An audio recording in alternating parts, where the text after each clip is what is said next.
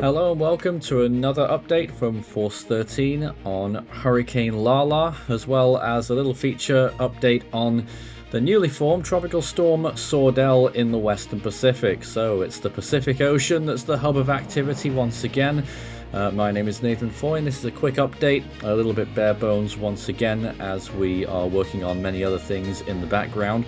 But here is Lala right now on satellite imagery, overnight imagery. This is, of course, the local time is coming up to 2 a.m. It is now looking like that it's starting that northwesterly turn. It peaked earlier in the evening as a Category 4 with winds of 130 miles per hour. Very impressive looking storm with a deep eye there, with temperatures in the eye into the double figures. And the eye wall temperatures at times into the -70s, almost a complete ring earlier on, although there has been a little bit of disruption on the southern side of the eye wall by the looks of things in the last few hours, which has notched our intensity back down to 125 miles per hour on our latest update, where the National Hurricane Center will follow suit at the upcoming 2 a.m. Hawaiian time update. Remains to be seen. We do think that they initiated that upgrade to Category 4 status at 11 p.m. Too slowly, I should say. I think that it probably happened earlier than that and actually lost intensity by the time we got to 11 p.m. But that's notwithstanding. Here's another view, enhanced infrared sandwich imagery here of the storm as well. Still looking rather good indeed. It did look better though earlier on in the evening. I believe this next button will take us to the forecast cone. There it is, which is showing that the latest forecast from them at 11 p.m. Tuesday, showing that the storm is likely to pass through some of those outlying islands, the Papahana Umoquaquia Marine National Monument. From Lisiansky Island to Maro Reef is where the hurricane warning is, and the tropical storm warning for that same region from Maro Reef to the French frigate Shoals. Obviously, very low populations. I'm not even sure there is any permanent populations in these areas, but nonetheless, there is a hurricane warning and a tropical storm warning in effect. The main Hawaiian Islands, as you can see, are well clear now of Hurricane Lala.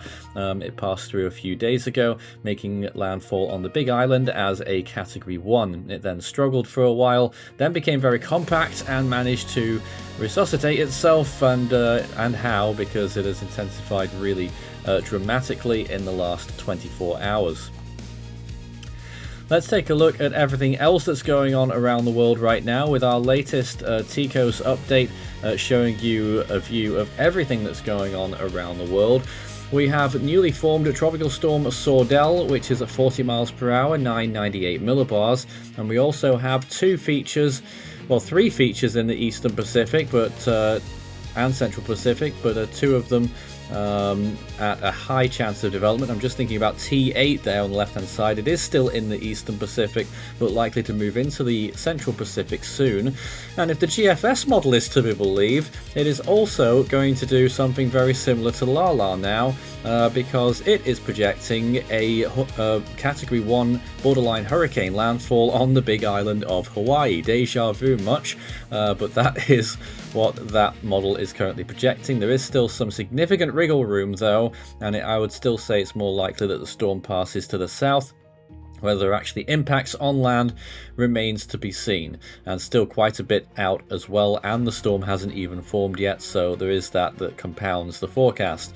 08 in the middle there, now down to 10%. It looks like that's not going to do anything at all.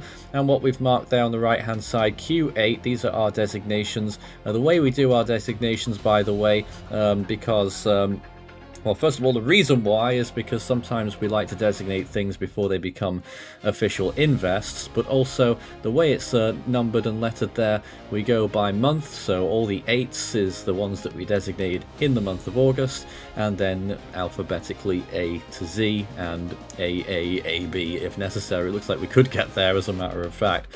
But anyway, high chance on that eastern one in the Eastern Pacific as well. Looks like that could become a significant tropical cyclone, although models are fluctuating in just how strong that's going to become. It's going to remain out at sea. In the Atlantic, we do have two 20% areas of interest that we've marked in the main development region. The first one's about to become present very shortly. That's the one that will be moving out further west there. That's ahead of that second one out to the east. We're only looking at the very late part of that forecast period for that second one to form off the coast of Africa around about day 6, day 7, although 3 of the main models are actually on board with that forming, which is more than can be said for the western system, which is much more closer at hand. Nonetheless, low chances of development at the moment, and we saw what happened last week in the Atlantic when we had 2 areas of interest that both choked. One of them, in fact, the NHC had at an 80% chance, and then it decided not to form. In the Western Pacific then, we've got P8 that we've marked there that we're still monitoring. We're not quite as sure that's going to form because it's managed to slither very close to the coast of Hainan. Rather disorganised, very broad, monsoonal in a way as well, certainly on that southern side. Whether it develops or not is becoming a little bit more of a question mark, but it is going to deliver a lot of rain to Hainan and for northern Vietnam. We've also got a 30% chance there as well for the East China Sea. Whether that system's going to form or not, we're not sure. And then, of course, Sordell, which will take you onto the forecast cone now from the JTWC. Initializing the storm, of course, at 40 miles per hour, and they are expecting it to become a substantial typhoon, and so are we. I think it could even be stronger than the 105 knots that they've got posted by the 22nd when it moves through the Northern Mariana Islands. I think by that point we could be looking at the storm reaching close to 140 miles per hour, and then possibly more strengthening after that. So it's another storm where almost the sky's the limit, just like Dolphin, just like Barbie. It is one of those seasons where we're going to be seeing a lot of powerful storms by the looks of things. We already have. Whether this one gets all the way, that I think is going to be up to Sordell itself, but certainly there is high potential once again for this one as it passes to the north of the of Guam and the main islands of the Marianas. Still, like with most cones, there is wriggle room. It could deviate a little bit southward, so keep watching on those main islands, especially further north, Saipan and Tinian. Later on in that forecast cone, it becomes much more uncertain as to where Sordell is going to go. By day 5 on that JTWC cone, it looks like it's steering towards the same direction that Dolphin did. However, some models are suggesting that the storm will go straight up into the central western part of Japan. So Shikoku and the western part of Honshu and possibly Kyushu. Strength by that point will be weaker, but it could be much larger and still very powerful. Let's take a look at some satellite imagery of how these systems have progressed. This is Lala. You can take a look at the last roughly 24 hours here on how that storm has developed. Look how good it looked there for a brief period before losing those cloud tops a bit, and there's those latest frames showing that the storm is just starting to lose itself a little bit more. Let's take a look at the direction of that as well, just watching that in particular, just starting to curve very slowly. Then it doubled down on that westward movement actually, and it still is doing so. That imagery that we were looking at the start there, maybe a little bit misleading because it is not flat, whereas this imagery from RAM showing that the storm actually is still moving pretty much west, although I do note that the NHC update has northwest on their advisory, so I'm a bit confused by that, but looking at that, it certainly looks like a west movement with just a hint of north from my perspective. And this is Sordell. This is how this one started out. And you can see it's still somewhat disorganized, not as many frames on this one because it's not too long since been designated. It's going to get itself together. It's very early stages for this one. There is a long way to go. This is the Force 13 live tracker, which you can follow on our YouTube channel, Force 13, youtube.com/Force13/live, and that's going to show you both of these systems as best we can at the same time, and of course keep you up to date on the intensities and exactly where they're going. Loads of satellite imagery and quite a few technical bits here now as well, so I'm quite happy with our automated feed.